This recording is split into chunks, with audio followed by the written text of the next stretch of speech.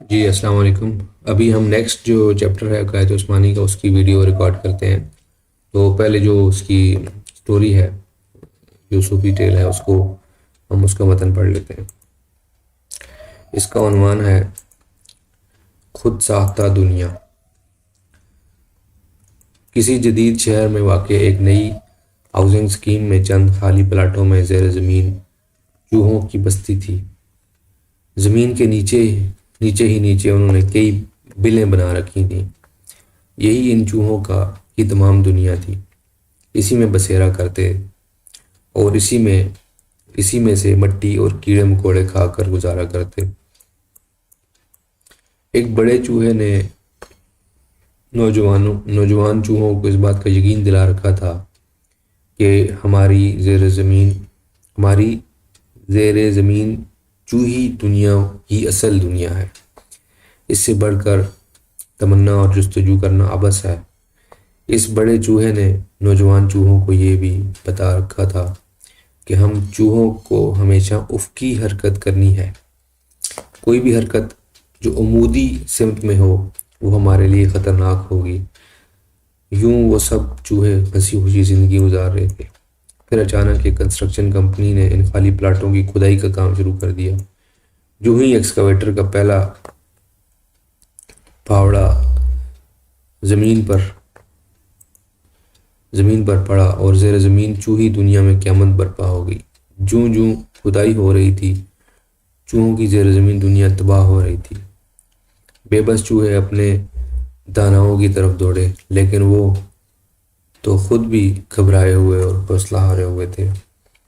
ایسے میں چوہے اپنی بلوں سے نکل کر اوپر کی طرف بھاگے اور دوڑتے دوڑتے سڑک پر آ گئے۔ یہ کیا! وہ اس بیرونی دنیا کی روشنیاں اور وسعتیں دیکھ کر ششدر رہ گئے۔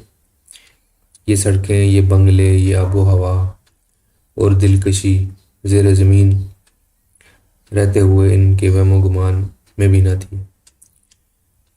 وہ یہ سوچ کر پچھتا رہے تھے کہ چوہی دنیا کے داناؤں نے خواہ اتنا عرصہ دراز تک عمودی حرکت کرنے اور اس جنت ارضی کے حصول سے محروم رکھا۔ اشارہ: اکثر لوگ اپنی خود ساختہ دنیا کے باسی ہوتے ہیں اور اس امر سے غافل ہوتے ہیں کہ کائنات بہت وسیع و عریض ہے اور رنگ و نور سے مزین ہے۔ بہت خوبصورت جو ہے وہ تمثیلہ اپنا ملک صاحب نے بیان کی ہے۔ اب اس کے اندر اس کا جو گرافک ہے وہ بھی دیکھ لیتے ہیں کہ وہ بہت زیادہ محنت اور مطلب ہے جو ذہنی اس میں سوچ بچار کے بعد انہوں نے بنایا ہے۔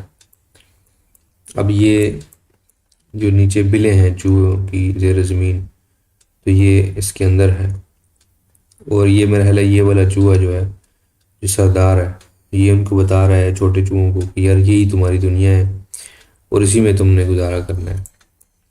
پھر یہ ایکسکیویٹر والا جو آیا ہے، تو پھر یہ چوہے کچھ باہر چلے گئے ہیں ادھر سے نکل کر، تو یہ پھر گلا کر رہے ہیں یار کہ ہم نے تو اتنی بڑی دنیا دیکھی نہیں۔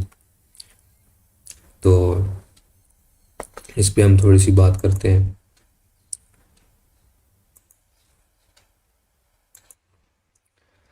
اچھا، مجھے تو یہ جو حکایت ہے اس کے اندر ایک ہی جو سبق ہے وہ نظر آ رہا ہے کہ جو بھی ہم لوگ ہیں انفرادی سطح پر یا اجتماعی سطح پر، ہم اپنے اوپر ایسی پابندیاں لگاتے ہیں کہ اپنی سوچ کو وسعت نہیں دیکھتے۔ ہماری دنیا جو ہے وہ ہمارے اپنے ہی ایک جال سا بنا ہوتا ہے، اس کے اندر ہی ریگولر گزارتے ہیں۔ ہم سوچ کو بڑھاتے نہیں ہیں، ہم سوچتے ہیں کہ بس یہی ہماری دنیا ہے، ٹھیک ہے، اپنے آپ کو محدود کرتے ہیں۔ اور جس طریقے سے ہم محدود کرتے ہیں اس کو بتانے والے ہمارے ہی کچھ دوست ہوتے ہیں، ہمارے ہی کچھ رہنما ہوتے ہیں جو ہمیں اس طریقے سے ٹریپ کرتے ہیں کہ ہمیں اس دنیا سے باہر نکلنے کا موقع ہی نہیں ملتا۔ لیکن جو لوگ اس دنیا سے نکلنے میں کامیاب ہوتے ہیں وہ دیکھتے ہیں کہ اللہ تعالیٰ نے کتنے ہی مطلب ہے کہ کتنی زیادہ پلاننگ سے اور کتنی زیادہ ہمارے اندر صلاحیتیں رکھ کے اس دنیا میں بھیجا ہے تاکہ ہم اس دنیا کو اپریشیٹ کریں۔ اگر آپ سائنس کے نقطۂ نظر سے دیکھیں گے تو دنیا میں نہ تو کوئی ذائقہ ہے، نہ کوئی رنگ ہے، ٹھیک ہے، نہ ہی کوئی آواز ہے، لیکن ہمارے اندر اتنی صلاحیت ہے کہ ہم رنگ دیکھتے ہیں، ہم پھول دیکھتے ہیں، ہم پھر شاعری کرتے ہیں، اس کو بیان کرتے ہیں، اس کی خوبصورتی کو اپریشیٹ کرتے ہیں، ہم بادل دیکھتے ہیں، پرندے دیکھتے ہیں، پہاڑ دیکھتے ہیں، ٹھیک ہے، ہم اس کو جب اپریشیٹ کرتے ہیں شاعری کے ذریعے، پینٹنگ کے ذریعے، یا کسی بھی اظہار، کسی بھی طریقے سے ہم اظہار کرتے ہیں. کوئی بندہ سریلی آواز ہے تو اس میں وہ اپنا وہ گانا بھی ریکارڈ کر سکتا ہے، ٹھیک ہے. کوئی بندہ ویسے ہی پھول کے پاس کھڑا ہو جاتا ہے یا پہاڑ کو ویسے دیکھتا ہے، اس کے اندر کی دنیا چینج ہو جاتی ہے ان خوبصورت مناظر کو دیکھتے ہوئے. یا ابھی پر ایک پرندہ جو ہے وہ اپنی آواز مطلب ہے نکال رہا ہے، ٹھیک ہے، چہچہا رہا ہے، تو اپنی ایک اس کا اظہار کر رہا ہے، اس کو میں سن سکتا ہوں، باقی سب چیزیں بھی سن سکتے ہیں، سارے انسان یہ آواز سن سکتے ہیں، لیکن اس کو اپریشیٹ یا اس کے ساتھ اٹیچ کون ہو سکتا ہے؟ وہ وہی بندہ ہو سکتا ہے جس نے کچھ نہ کچھ ایکسپلور کیا ہوگا. تو جب ہم اپنی دنیا میں سے نکلتے ہیں یا کچھ ایکسکویٹر پڑتا ہے ہمارے اوپر یا کوئی اس طرح کا کوئی انکشاف ہوتا ہے، تو پھر ہم اس دنیا میں داخل ہوتے ہیں، اور پھر ہم اللہ تعالیٰ کو جب پکارتے ہیں. تو علامہ اقبال کا ایک شعر بھی ہے نا کہ ملا کی اذاں اور ہے،